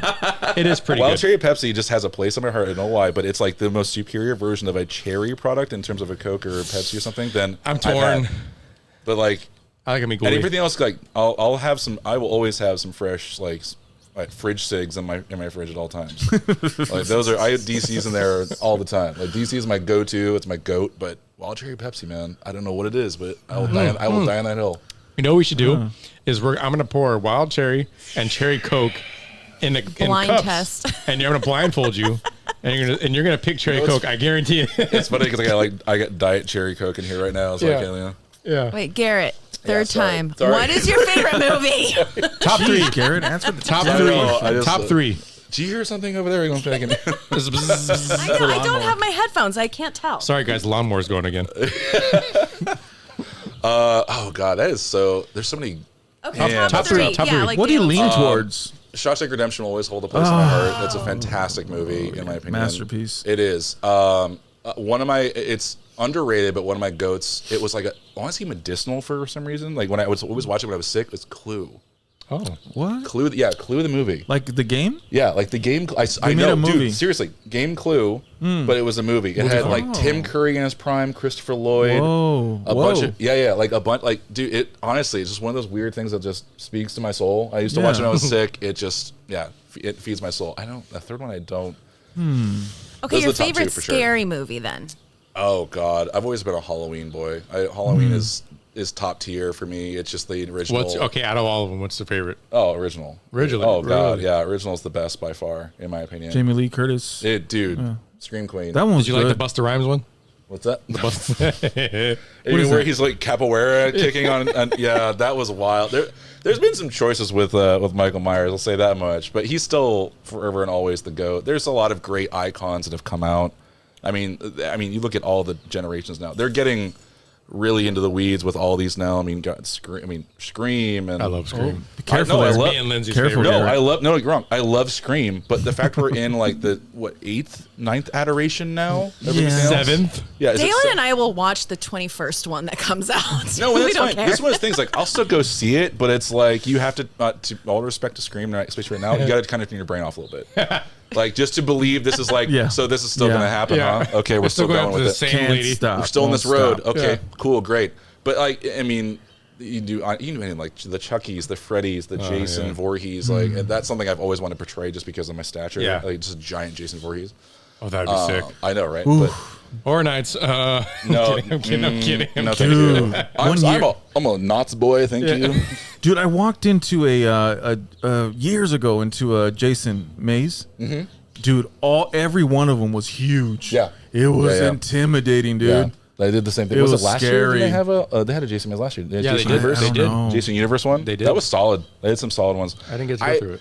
I didn't go Again, at all. mind you, when it comes to we're going back into like the haunt realms, especially in another version of this. If you've never been to Universal Orlando, it is a different vibe entirely. It's just, I mean, it will jade you against Universal Hollywood. It just will. I'm sure because It's they not have even- zones and shit. Yeah, A lot it's- more and they have space. original. legitimately, it's not even close. Like Yeah. it hurts me almost every year to put money down for a ticket for Universal Hollywood because a lot of those mazes I'm just on. Like some of them I'm just let down by. Yeah. because I'm like, I get it. IPs. Some of them aren't my deal. I'm like, yeah, it's not good. My And problem is like how many black walls there are. there's a lot of black hallways and boo holes, and Yeah. that's definitely one of their MOs, which is unfortunate understanding. But I mean, circumstances, right? We know how it goes in the haunt world. Things come up, things going forward, but those kind of things where it's like different IPs are sitting for people. Like I can see Killer Clowns in Outer Space only so many times, or different things. Like the Jason Universe one was solid. Like they had the last year, and being a wrestling fan person. Oh, I was so jealous. the Yeah, Bra- yeah. the, Oh, the the Wyatt- Street Zone? the Wyatt Six maze, dude. That Wyatt. I really Six- wanted to go through that. oh my god, that honestly by the end I had some tears going because they had the whole thing to For Bray, Bray. yeah. Man, that got me Yeah. good. That was my top. That was my number one. Wait, last no, year by wait. That was far. the maze? It was the a maze. It was a luchadores? maze. No. Wyatt Six. So Okay, like sorry. wrestling thing is like the Bray Wyatt was Tribute. Yeah, it was a tribute maze to Bray Wyatt. Oh. was Kind of like, what's his name? The singer. He had his own thing. Oh, The Slash Weekend? No, the other dude. The Weeknd? The Weeknd. Weekend. Yeah. That may suck, by the way. I was not a fan of the Weekend. It's a good- maze was It's some. ass. It's some out. I don't know what's going on in the brain or what's happening there. There's a lot of things happening. I just don't get it. Yeah, don't with that, get and it. it was just filled with black walls. I think it's good ideas. I think maybe just the execution is needs could've work. done better. But the fact that the fact that they came up with FanFest, I thought that was cool during the year. I mean, it's like an obvious one. It's like people are doing it at the conventions. Yeah. You know, FanFest dude, at I'm Universal. Universal. Dude, I Fair. went to that. That shit sucked. Yeah, but see, that's the thing. I'm sorry. That- I'm sorry. It's the Hey, execution. you're here. Speak your truth, man. This is your thing. It's the execution. I did want to go to the Scooby-Doo one though because of Scooby-Doo. See, what's funny is I heard that one was trash. Really? Yeah, because like there's a booklet apparently that you have to fill out, but it's not really well worded. It looks like they sent it out to somebody else to like handle the actual AI? book. I don't know, could have been, but like handle the book stuff. So the actors themselves, like everyone is comparing it to the Back to the Future one. And Back to the Future, the people were just engaged in the whole ambiance, and you were like engaged in the story. There was things happening. Yeah. Where this one, all the actors are doing essentially is answering questions in the book. Okay, what you want to do is go over here and look at the map. They're just doing the same thing over. So they're doing what we were doing in Goring. Oh, Where's dude, the don't get me. background? Like, What's don't the get me password? started on.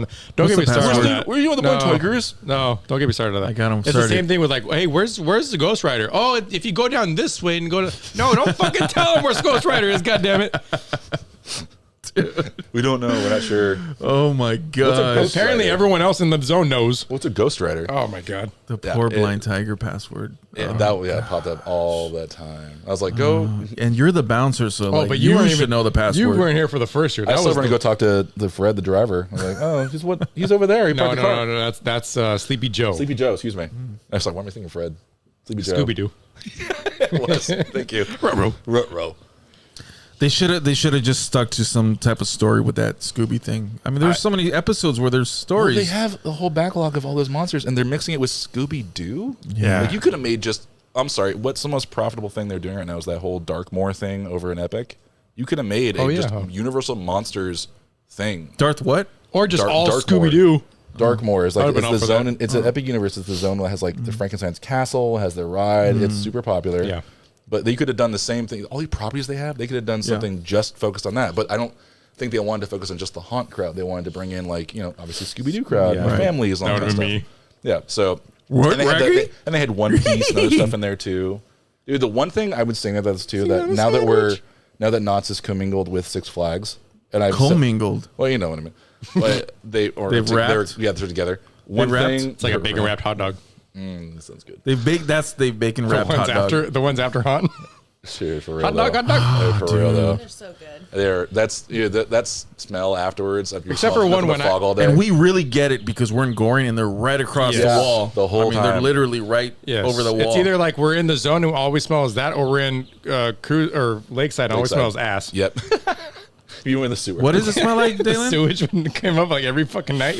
Every season we have sewage coming out of our Hey man, by our seats. it's how it happens. goes. But we had like that thing too with like. the Hey, whole- see, wait, that's another thing the guests don't know we go through. Don't. the- You're the- still employed. No, I'm not. God. Yeah, he's inside the paperwork.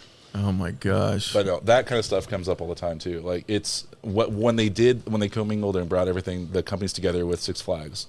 The thing that just because it was, I went to it once and it was Six Flags, but because it was out there and the same issue that Universal like Hollywood has is like their layout in space. Six Flags Magic Mountain has so much space. Oh yeah. Yeah, To Magic cover it Mountain. is the worst. The insane. scariest place. I mean, like the scariest thing about that park usually is just the walk. Yeah. Yeah, up Like the hills. what's Oh, your that base? fucking The hill. hill. Yeah. dude. Walk up the hill. That is But were terrifying. ninjas at? No, yeah, for real. No, that. Like, I Probably hate why that hill. that's probably why they don't put any mazes over there. no, honestly, but they have mazes all. That's the thing. They have mazes all over the place. They're just scattered. They And should all just shut credit- down that part of the block. No, they or should the shut park. down half the park. Yeah, Like yeah. it's too much space. I feel bad for the talent there who are busting their ass to Yeah. try and get scares and do their thing. And they have some good themes. Yeah. But they're spread so far. By the time people get to them, it just they gotta squeeze things together. They're sliders and their group. They're scared. They have some great fucking talent there. Yeah. But they get washed out because they're so spread out. They can't do anything about it. You only see it's a huge zone. You see 2 or 3 of them. Yeah. I feel bad. But one thing they did was that screen break thing. I was like, man, if Knotts did that kind of thing, it would be so hot. In my opinion, I think because it's out there in Valencia, Yeah. and getting people to go there is. We went there one time. It's a mission. I went to the first. It's insane. I went to the first year, and it was fun. But I think getting to Valencia, and I was like, Yes. and then same thing. The layout was huge, and the actors are trying their hardest. They're killing it. And but the it's walk just- from the parking lot. yeah, all of it. It's like, but if you put that in Knott's, man, like think of all the stuff that Knott's has. The Boys and Mary Festival, the Peanut Celebration, all Yeah. stuff. Like in just location wise, Yeah. Screen Break would hit. Yeah, it would. No, I have no doubt about that. And I would how many work it for sure. That's what I'm saying. How many people would love to just come back for like a weekend or two, Yeah. or a week or two, and just do some scares at night. It's just logistics, probably. It's just a nightmare. I'm sure. I'm sure it is. That's what it is. But they already have so many people working there, like already. But like that- also, yeah, well, yeah, that's true because they have, yeah. Yeah. But like also, they don't need to do mazes. They just do fucking experience. No. Yeah. And there's some of the mazes that are backstage that are Already done. basically still done. Yeah. They stayed. I mean, they might tweak them and turn the lights Yeah. back on and stuff, but they're basically still done. They're up year round. Yeah. And they're back at the warehouses. Maybe you could use those. I don't know. I just feel like it's a missed opportunity for Knott on Knott side specifically, especially since they're one company now. Yeah. Because going to Valencia is just the hardest, and that's the worst thing for those talent out there who are awesome. I've had some come to Knott's too that I'm grateful to meet, but they're just so far out there. It's harder to get to and enjoy that event. Right. Wow. Yep. Well, folks, I think we've come to that time of the show where Wrong one. Oh, you. It's the blue one. I was like, what happened? and now Ghost Stories with the Dope Boys.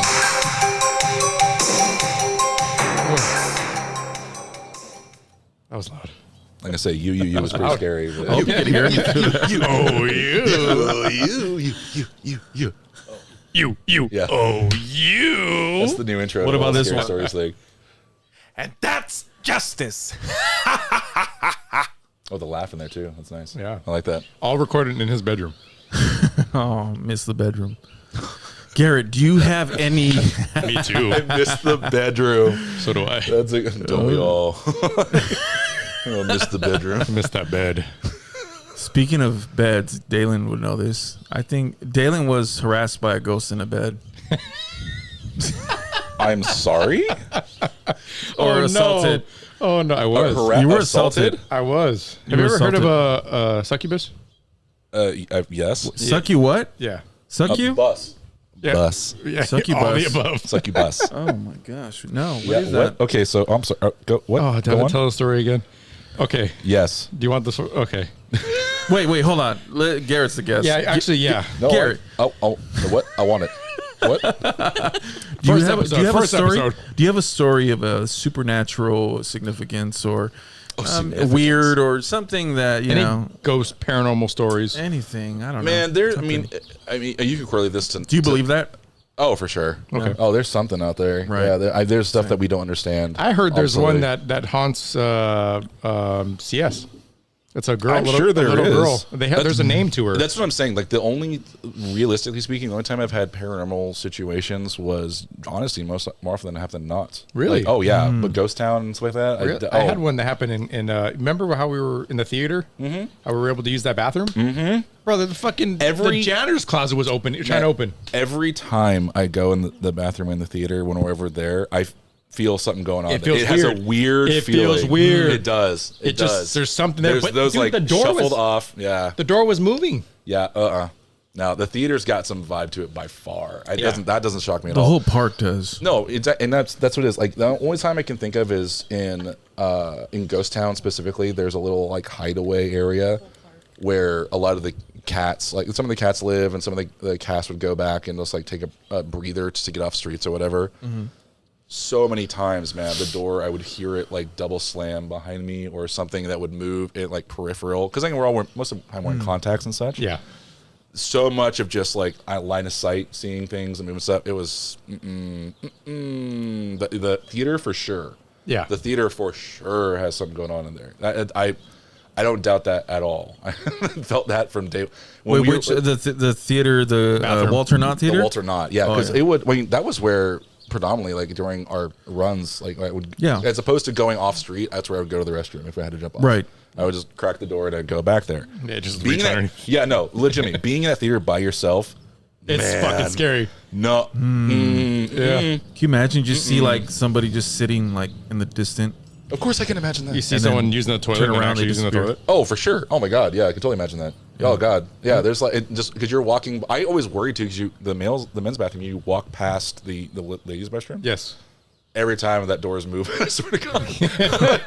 I was like, and I know I'm a big guy. I was like, I know it probably caused a gust of wind everywhere I go, but that door is moving. That door moving. Were you sure you didn't fart? It could have been. I'm on the way to the bathroom. Hurricane So who knows what's winds. going on? Just had some lakeside. 40 miles an hour. Had some lakeside about to go. That's Garrett. Garrett just Exercise passed some by. demons. Yeah, right. There he goes.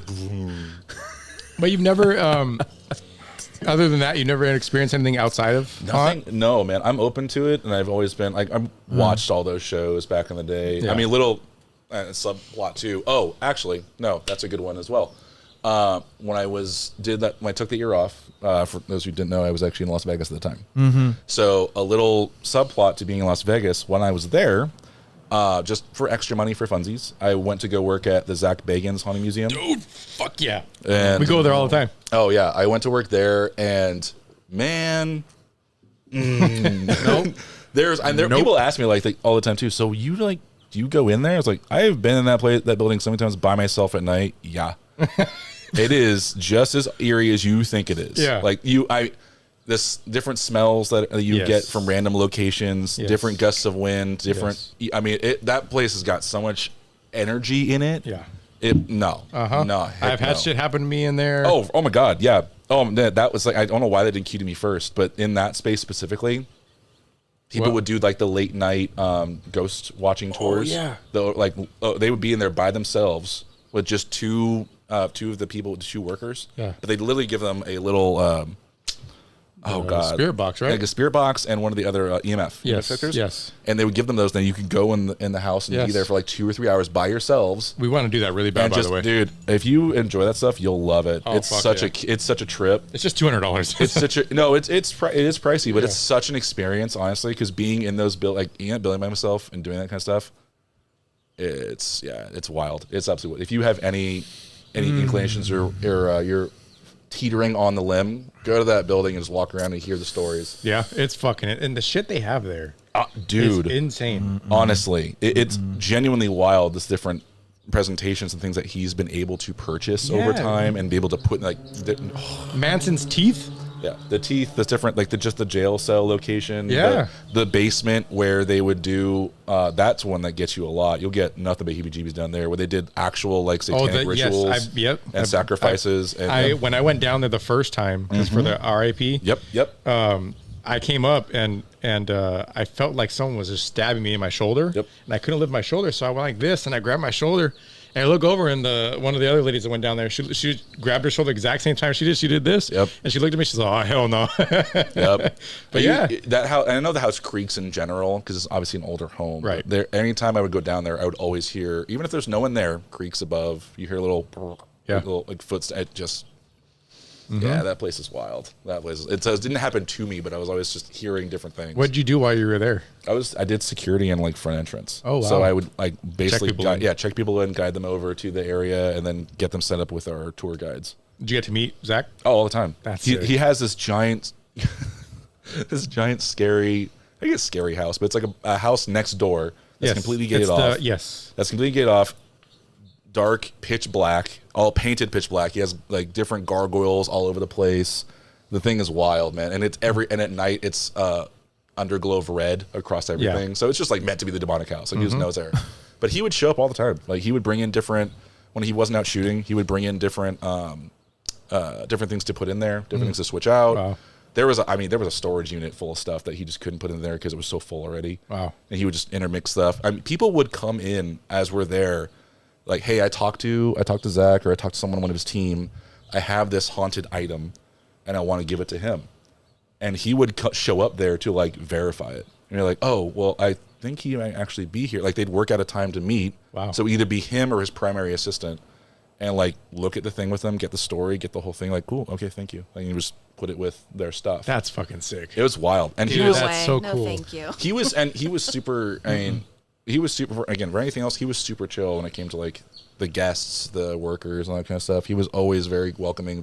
He wasn't standoffish at all. Wasn't like on a higher pedestal than anybody else. He was very low key. If you saw him in the house or saw him walking around, it was, hey, he goes that. He's like, hey guys, and he walk over and do like whatever. But yeah, really chill dude. Yeah, because I always see like videos of him posting of on the security footage of people passing out. Did you ever? I was have there that for happen? I was there for a few people who they would be in the building. Man, there was a guy. There's an Air Force base in Las Vegas. There's an Air Force base right outside of it. So we get military who come in all the time, who of course are just not more so not concerned, or they just don't believe it. Whatever, they were brought in by a family member or a partner, something like that. Whatever. I remember vividly one time I was doing a night tour and they were going in. This guy went in who, again, military, looked tough as nails. Like he was like, it's fine, whatever.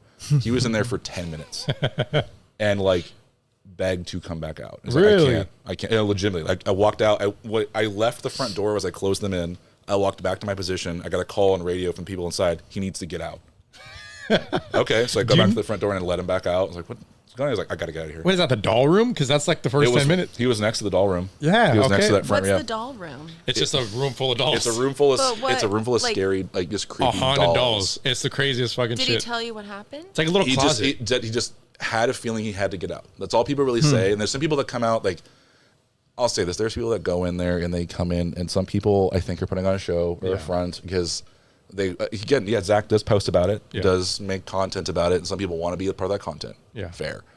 Some people will milk it up, but there's other people who legitimately go in there and they start hyperventilating. They start feeling lightheaded. They do come out. I've had to sit and give water to so many people just coming out. Like, just, wow. Oh yeah, all the time. It happens a lot. Yeah, I remember there was this before the because I went when they first opened, and so the basement wasn't available yet. Oh yeah. And so they had at the time they had a doll sitting there with the door open, and that basement's like a very like small like hallway to get there. And so they had a doll sitting on a rocking chair, and that doll I guess had been like requesting like a tea set. Okay. And Zach was like, I'm not gonna fucking buy a tea set for this demon. You know what I mean? Oh, was it? Oh God, what's her name? It was a girl name. Yes. They put she has her own room now where they put like a speaker box in there and you can like talk to her. But Not Peggy. It wasn't Peggy. It wasn't Peggy. Okay. No, it wasn't Peggy. Okay. Peggy was she was there at the time as one of the main things. Cool. Yeah, she said Peggy said some shit. Yeah. What was she calling us? Like bastards and some shit? Like that's one of her favorite words, bastard. Yeah, Peggy is. But so this thing kept requesting a doll or a tea set, and so he kept getting shipments with no return label of tea sets. And so he's like, fuck it, I didn't buy it. Here you go. You know what I mean? But there was this guy on the tour, and we were walking by it, and he was like, fucking do something. He's one of those guys, fucking do something. And the fucking poking the bear. The door slammed. He can't really stand behind the door. No, there's nowhere to go. There's nowhere in there. And so the door fucking slammed, and the dude shut up the rest of the fucking tour. And that was like like 30 minutes in, 15 minutes in. Yeah. Crazy shit, that place. Well, Dalen, you've been on a lot of like little tours and visits. I wonder why like some people are more affected than others. Like personally me, like I will not do anything demonic. Like I won't go in, I won't entertain it, I won't do that. But I wonder why like Well, I guess for me, I'm more fascinated by it because stuff has happened to me. I've experienced stuff, so like I'm obviously like there's a lot of people like I don't believe in that. Like I don't believe in ghosts. No, I believe in it. Nothing's That's why I happened to would do me. it. I've asked for that shit all the time, and nothing's happened to me. Well, yeah, nothing happened to you, but it doesn't mean it doesn't exist, right?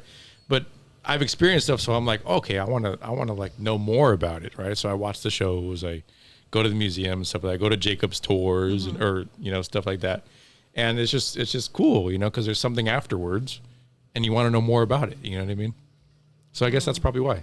Yeah, makes a lot of sense. Honestly. Curiosity. I mean, it's true because like, even if you don't believe, like I'm saying, whatever you believe in general, right? Some people just don't want to poke the bear, right? And that's completely understandable. Like if you're not a believer, it's like but I'm still not gonna sit in the room with a Ouija board, someone playing around with that kind of stuff. I'm not gonna sit around people who are tempting fate, even if I'm not those avid believer.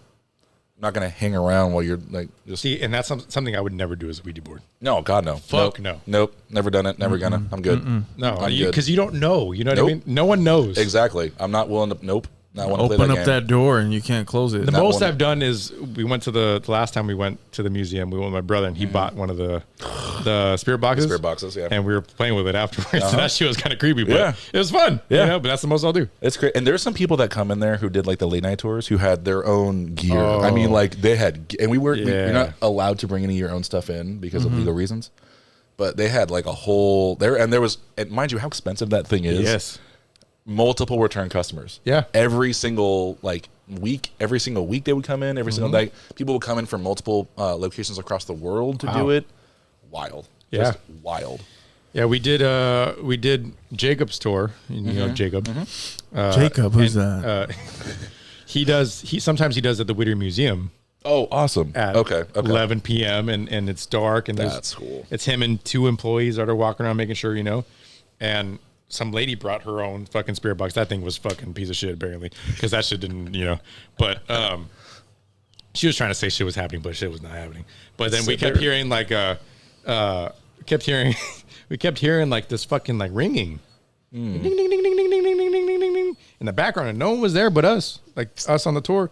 And then like at the end of it, we heard this boom, this crash, and like fucking don't know where that was, but afterwards we came home and we're in the room watching TV or whatever, and the door was closed and the fucking handle was like someone was trying to get in. And I was like, fucking Jacob. Just hit him up like, man, you're gonna get some. Yeah, but I don't know. I just love that stuff. That stuff's fun. It's not entertainment, but that is just a lot of, It's fun until it's not fun anymore. No, honest, like legitimately that verbatim that it's just like what happened to you, Dario. Fire is fun until the whole house catches on. What happened to you? Oh, can I'm gonna sublet off one thing real quick, just because it brought to my mind, and I'm gonna forget if I don't talk about it now. Yeah, do it. I don't know if you are big theater people. Oh yeah. Okay, those who know about, obviously we're talking about haunted stuff, Paranormal Activity. Did you see that? The movie? No, well, not the movie, but the theater production of it. No. Man, go. That thing is wild. Really? Oh yeah. Where is it at? I think it's in New York right now. It was in LA for a hot minute. So if it comes back again, you see it pop up, go. Thing's wild. I won't spoil it. The end of the first half is everyone was like myself included. Really? Oh yeah, it got us real good. They make a theater production out of everything now. I mean, Back to the Future. It's true. But the set, it wasn't a musical. Yeah. It was a play in production, but the set was wild. It was that's cool. I would really highly recommend it in terms of like spooky things. That was really, it's been a chill down my spine. It was really, really good. But I could imagine. What happened to you, man? A lot of things have happened to me, Garrett. Spill the beans. Right here. It's funny. Last week, I don't know how, but I got a memory triggered. And I remember this one time I had gone to a house party. And as you walked in, there was a bunch of shots on a tray. Shot. So I walk in. So the only person I knew one person at the party, and she's the one that invited me. And then there was a bunch of random people I didn't know. So I walk into the house. They're like, oh, you got to take a shot. So I take like 7 shots. You gotta take a shot. You heard that too. Deep. You heard that too. Take a shot. Yeah. Oh, can you give me 7? Yeah, I'll take 7. So I took like a bunch, and they just stared at me like with their mouths without open. knowing what's in these shots at all. Like 7's a good number. Yeah, 7, right? Sounds good. 7's uneven. Good round number. So I think come to find out it was Grey Goose. Grey Goose and I have never gotten along well. Really? It's on my 30th birthday, I blacked out from Grey Goose, and I remember decorating my house and just making it just amazing, and it looked beautiful. It was like a Mexican themed one, like with piñatas and That's awesome. It was beautiful. And then I remember waking up the next day and it was just trash. The piñata, the donkey's head was missing. There was just where was it? Just the head, huh? Dude, it was everywhere. No, dude, I never found it again. Everything was just a mess. It's like a scene out of a movie. Scene out of a movie where the character does not remember anything. You did The Hangover originally. You know how Jackass they have like the car up his butt? Yes, that was the donkey head. Yes, the piñata. So I took the 7 shots, and then obviously I got really it just crept up. I think it was Grey Goose. It crept up and I passed out. Ugh. So I wake up. Some point in the night, I wake up and all the lights are off. I'm in the living room. I'm in the couch. Nope. I'm just passed out, and I'm cold. I'm like, oh, and then all of a sudden, I could feel it just sloshing in my stomach, the alcohol still, and I just want to vomit. So, and I didn't want to vomit all over the couch. So I get up and I run to the kitchen sink in the dark, and I just let it all out in the sink, right? And I'm like. Like that, right? And then I'm just drinking water, and then I'm trying to clean it for them a little bit, and everything in the dark still, right? So then Just smearing things around in the dark. Is it clean? I'm not really sure, man. It's on the floor. smearing oatmeal. Just a carpet, like it's good, right? Sliding off. Yeah, it was pretty chunky. And Oh, I looked to my left, and across there's a little hallway that kind of went into each room. There's 2 rooms. And I look, and someone's just standing there staring at me. Kind of like maybe 5'5". And I thought it was Someone short. I thought it was the girl Short that king. I thought it was Eyeball that, like- no, it looked like a female. I thought it was You wouldn't have seen him, Garrett. I thought it was my friend that invited me to the party. eye level at 5'5". And I'm staring, and they're just like not moving.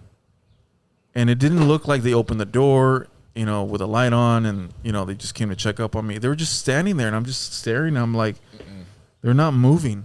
And I'm just like, and then I start doing this, with my eyes. I'm just like, am I imagining this? Am I fucked up still? Yeah. And then I turn around, and then obviously I finish up, and I'm like, I'm gonna get the hell out of here. So I didn't feel comfortable anymore, and I just walked out of the apartment, and I was stumbling to my car, dude. Like, it was so like, dude, it was bad. I was like, and I just passed out of my car. Oh, okay. And yeah, but I didn't feel I thought you were comfortable. gonna say you drove. No. I didn't feel comfortable being there anymore. And I don't know what triggered that memory the other day, but I was like, oh my gosh, I think that was a ghost. Yeah. Or No, something what? checking up on you. Like a nice ghost. Yeah, that was crazy. He's had a lot of paranormal experiences, though, like where he's lived. Yeah. Do you live in historical locations or like older homes? Well, in Downey, there was, we lived in a house that was pretty active, and we didn't figure out what it was until towards the end. We started piecing things together because all of us we were having experiences separately, And no one telling anything. Nobody talking about it, and then we just came together. Yeah. Yeah, at the end, Wait a minute. we're like, wait, what? Yeah, the bat was just kind of like in the corner, turning around on itself, kind of standing up by itself, and I was like, okay, The bat was twisting its head. yeah. But yeah, that's my ghost story. Damn. Nope. I'm good, man. So never get drink with you. Got it. Okay. Or go to Downey. And that concludes Ghost Stories with the Dope Boys.